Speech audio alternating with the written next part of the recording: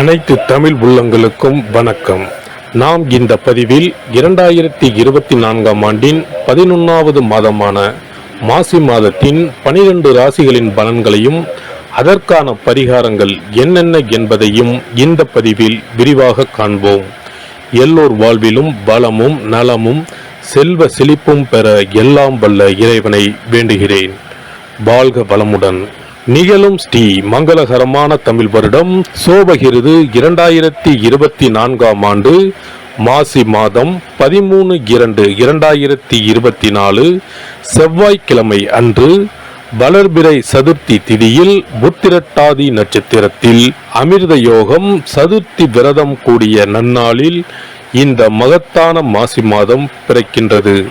மாத தொடக்கத்தில் மாசி மாத கிரக நிலைகளை ஆராய்ந்து பார்க்கும் போது மேச ராசியில் குரு பகவானும், கன்னி ராசியில் கேது பகவானும், மகர ராசியில் செவ்வாய், புதன் மற்றும் சுக்கிர பகவானும் சஞ்சரிக்கின்றனர். கும்ப ராசியில் சனி பகவானுடன் சேர்ந்து சூரிய பகவானும் சஞ்சரிக்கின்றனர். மீன ராசியில் ராகு பகவான் சஞ்சரிக்கின்றார். தமிழ் மாதங்களில் 11வது மாதமான மாசி மாதம் இது வழிபாட்டிற்கு உரிய மாதமாகும். சூரியன் கும்பராசியில் பயணம் செய்வதால் இந்த மாதத்தினை கும்ப மாதம் என்றும் அழைப்பார்கள். சூரிய பகவான் பிப்ரவரி 13 அன்று மகர ராசியில் இருந்து கும்பராசிக்கு பேச்சியாகின்றார். மாசி மகம் வருடத்திற்கு ஒரு முறை வீதம் மட்டுமே வரும். அதாவது மாசி தமிழ் மாதத்தில் மகம் நட்சத்திரத்தில் எப்போது பௌர்ணமி வருகிறதோ அன்றைய தினம் மாசி மகம் ஆகும். 12 வருடங்களுக்கு ஒரு முறை வருகின்றதை மகா மாசி மகம் தினம் என்று அழைக்கிறோம். இது கும்பகோணம் கும்பேஸ்வரர் கோவிலில் வெகு விமர்சையாக நடைபெறும். அதேபோல் திருக்கோஷ்டியூர் பெருமாள் கோவிலிலும் இந்த திருவிழாக்கள் வருடத்தில் ஒரு முறை வருகிற மாசி மகத்தில் நடைபெறும். இந்த நாள் எதற்காக நாம் கொண்டாடுகிறோம் என்றால், நமது பாவங்களை போக்கவும், பித்ருக்களை வேண்டுவதற்கும், தோஷங்களை போக்கவும் மற்றும் மகப்பேறு கிடைக்கவும் நாம் கொண்டாடுகின்றோம். அனைத்து வருடங்களிலும் ஒரே மாதிரி தேதிகள் வராது. வருடா வருடம் தேதிகள் மாறும். கங்கை, காவிரி போன்ற நதிக்கரைகளில் புனித நீராடி நாம் முன்பின் செய்த பாவங்களை போக்கலாம். அதே சமயத்தில் புனித ஸ்தலங்களுக்கு இந்த நாளில் நாம் செல்வதன் மூலம் இறைவன் அருள் பெறலாம். இந்த நாளில் நாம் அருள்மிகு சிவபெருமான், முருகப்பெருமான், அம்பிகை மற்றும் பித்ருக்களை வணங்கி அருள் பெறலாம். நதிக்கரைகள், கடல்கள், குளங்களுக்கு செல்ல முடியாதவர்கள் உங்கள் வீட்டில் உள்ள தண்ணீரை புனித நீரென நினைத்து கொண்டு நீராடலாம். ஆங்கில மாதம் மார்ச் 5 இரவு 9:30 மணிக்கு ஆரம்பித்து மார்ச் 7 விடியற்காலை 12:05 மாசி மகம் முடிவடைகிறது. கும்பராசி அன்பர்களுக்கு அவிட்டம் 3, 4ஆம் பாதம், சதயம், பூரட்டாதி 1, 2, 3ஆம் பாதம் நட்சத்திரங்களில் பிறந்தவர்களுக்கு இந்த மாதம் அதிமுக்கிய யோக கிரகங்கள் அனைத்தும் பிரமாதமாக சஞ்சரித்துக் கொண்டிருக்கின்றன. ராசிநாதனை விட செவ்வாயும், சுக்கிரனும், சுக்கிரனை விட மாதப்பாதி வரை சனி பகவானும் யோகமான அமைப்பில் அதிர்ஷ்டத்தை தருகின்ற பக்குவத்தில் சுழல்கிறார்கள். ராசிநாதன் ஜென்ம சனியாக ஆட்சி பெற்று 7.5 சனியாக அமர்ந்திருக்கிறார். இதனால் மாதம் தொடங்கியதிலிருந்து 22 தினங்கள் முடிவதற்குள் அதிர்ஷ்ட உயர்வுகளும் அனுகூலங்களும் பொருளாதார மென்மைகளும் உண்டாகும்.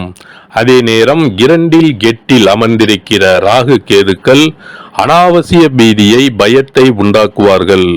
மாதம் தொடங்கி 10 தினங்கள் வரை கவனத்தோடு செயல்பட வேண்டும். வசதி வாய்ப்பு, ஆடம்பர பொருள், பொன்பொருள் சேர்க்கைகளும் அபரிமிதமாகவே ஏற்படும். குடும்ப நிலைமை நல்லபடியாகவே நகரும். இல்லத்தாருக்குள் கருத்து வேறுபாடு ஏற்படாது. உத்தியோகம், பணி, பொறுப்பு, பதவி விஷயங்களில் நீடிக்கிற குளறுபடிகள் தீரும். ஊதிய, பென்ஷன் நிலுவைத் தொகைகளும் மாதம் தொடங்கி 9ஆம் தினத்திற்கு பிறகு கைக்கு வரும். வருமான கோளாறுகள் தீரும். சேமிப்பு உயரும். அனாவசிய செலவினங்கள் கட்டுக்குள் வரும். தொழில், முதலீடு, வியாபார, நிர்வாக விஷயங்களில் ஸ்தம்பிப்பு விலகிவிடும். பிறரிடம் கொடுத்திருக்கிற தொகை இந்த மாத 2வது வாரத்தில் கைக்கு கிடைக்கும். சுபகாரிய திருமண விஷயங்கள் நினைத்தபடி நல்லபடியாகவே நிறைவேறும். கடன், வழக்கு, வம்பு தும்பு, காவல்துறை சம்பந்தப்பட்ட இடர்பாடுகளுக்கு ஆச்சரிய வெற்றியை தரும். இம்மாத திங்கள் மற்றும் வெள்ளிக்கிழமைகள் அனைத்தும் திருப்பு முனைகளை உண்டாக்கும். இம்மாத 1, 5, 9, 21, 29வது நாட்களில் புதிதாக பொன்பொருள், சொத்து பத்து, நிலபுலன், வீடு கட்டட சேர்க்கைகள் உண்டாகும். அனைத்து சங்கடங்களும் தீர்ந்து குடும்ப சுபிட்சமும் வசதி வாய்ப்பும் அதிகரிக்கும். உயர்கல்வி சார்பாக விருப்பப்பட்டது மாதிரி அமைய சிரமம் உண்டாகும். சக நில சொந்தக்காரர்களால் ஏற்பட்டிருக்கிற எல்லா பிரச்சனைகளும் விலகும். புதிய அனுபவம் இல்லாத நபர்களை தயாரிப்புகளில் இணைத்துக் கொள்ளும் போது கவனம் தேவை. வியாபாரிகளுக்கு விற்பனையையும் லாபத்தையும் காப்பாற்றிக் கொள்ள கடுமையாக பாடுபட வேண்டி வரும். சந்தை நிலவரம் அனுகூலமாக இல்லை. பல தருணங்களில் பண நெருக்கடியை சமாளிக்க வேண்டி வரும். வரவேண்டிய பாக்கிகள் வசூலாவதில் பிரச்சனைகள் உண்டாகும். கலைஞர்களுக்கு புதிய வாய்ப்புகள் அதிக முயற்சியின்றி தேடி வரும். வருமானமும் உயரும். கடினமான பாத்திரங்களில் நடிக்க வேண்டியிருக்கும். இருப்பினும் நடிப்பிற்கேற்ற வருமானம் அதிகமாகவே கிடைக்கும். அரசியல் துறையினருக்கு முன்னேற்றமான மாதம் இது. வழக்குகள் இருப்பின் அவற்றிலிருந்து நல்லபடியாக மீண்டு வருவீர்கள். மாணவர்களுக்கு இரவில் நெடுநேரம் கண் விழித்து படிக்க வேண்டாம். பள்ளி விடுப்பு நாட்களில் வெளியே சுற்றாமல் ஓய்வெடுங்கள். பாடங்களில் மனதை செலுத்துங்கள். ஏனெனில் ஆரோக்கியம் சற்று பாதிக்கப்படுவதற்கும் சாத்தியக்கூறு உள்ளன. விவசாயிகளுக்கு நல்ல விளைச்சலும் வருமானமும் உண்டாகும். சந்தையில் உங்கள் விளைபொருட்களுக்கு நல்ல விலையும் லாபமும் கிடைக்கும். அடிப்படை வசதிகளுக்கு எவ்வித குறையும் இருக்காது. பெண்களுக்கு உடல் நலனில் கவனமாக இருங்கள். கூடிய வரையில் அதிக உழைப்பை குறைத்து கொள்ள முயற்சிக்கவும். குடும்பம் மற்றும் குழந்தைகள், கணவர் ஆகியோரின் எதிர்காலம் பற்றிய கற்பனையான கவலைகளை தவிர்க்கவும். பரிகாரம்: இம்மாத புதன்கிழமைகளில் ஸ்ரீ யோக நரசிம்மர் வழிபாடு செய்து வரவும். வெள்ளிக்கிழமைகளில் ஸ்ரீ சிவபெருமான் வழிபாடும் ஸ்ரீ நடராஜர் வழிபாடும் செய்யவும். சிறப்பு பரிகாரங்கள்: வருமானத்தை பெருக்குவதற்கு வருமானம் வந்ததும் அல்லது சம்பளம் வாங்கியதும் அந்த தொகையில் 1% தொகையை தனியாக எடுத்து வைத்து விடுங்கள்.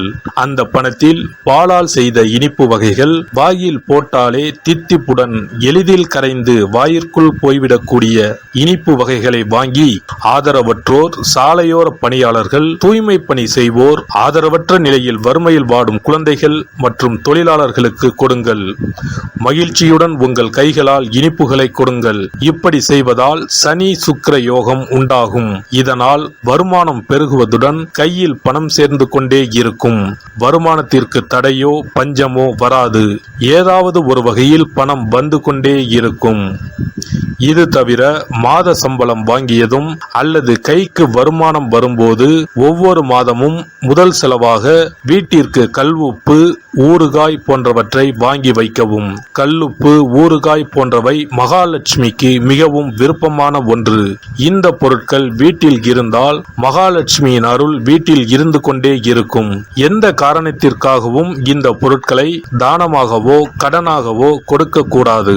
தினமும் வீட்டை சுத்தம் செய்து அதிகாலையில் நீராடி வீட்டில் உள்ள மகாலட்சுமியின் படத்திற்கு முன் அமர்ந்து ஓம் யம் ஓம் அங் சிவாய நம, சவ்வும் நம சிவாய நம, ஸ்ரீயும் நம சிவாய நம, அங் உங் வங் சிவாய நம என்ற மந்திரத்தை சொல்ல வேண்டும்.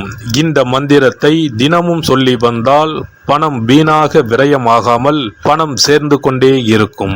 வாழ்க வளமுடன். இந்த வீடியோ உங்களுக்கு பிடிச்சிருந்தா லைக் பண்ணுங்க, ஷேர் பண்ணுங்க அண்ட் சப்ஸ்கிரைப் பண்ணுங்க. பக்கத்துல இருக்க பெல் ஐகானை கிளிக் பண்ணுங்க. நன்றி, வணக்கம், வாழ்க வளமுடன்.